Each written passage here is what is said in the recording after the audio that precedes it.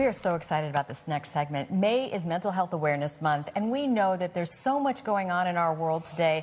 It can be really difficult to handle everything everywhere all at once and not to feel overwhelmed. So true, Alice. And Lexi Sutter now sat down with 3 different kinds of clinicians from the Family Institute at Northwestern, starting with couples therapists. I think people are hungry for this sort of information, Lexi. And this month, being Mental Health Awareness Month, really allows us to dive into these things and give our viewers takeaways. So I'll tell you, I learned a lot in these interviews, starting with the fact that couples therapy does not necessarily focus on the people, each partner, but understanding the patterns. Nikki Lively is who I spoke with. She's a couples therapist who helps partners of all ages and says a good rule of thumb is to find a therapist if your emotional distance is lasting longer than 12 weeks. But of course, the sooner you schedule therapy, typically the better the outcome is.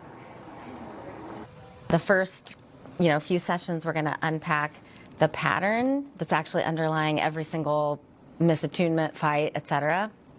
And so the focus is on the process of the 2 people are in, not on either of the people. So we unpack the pattern, and it's actually really helpful because sometimes people feel like, what was that fight about? I just don't even know. And the good news is every single fight is usually following that exact same meta pattern.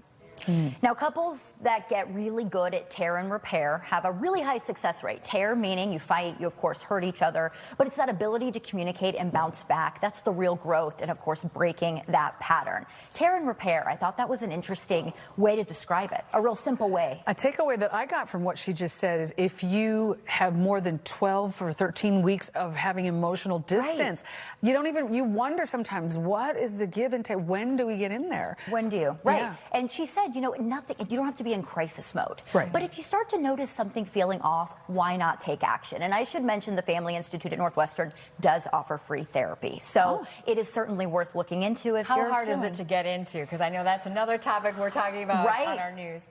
Of course, they have seen quite an uptick again, because I think what many people are dealing with in today's world can be quite overwhelming, whether it's with your kids, your partner.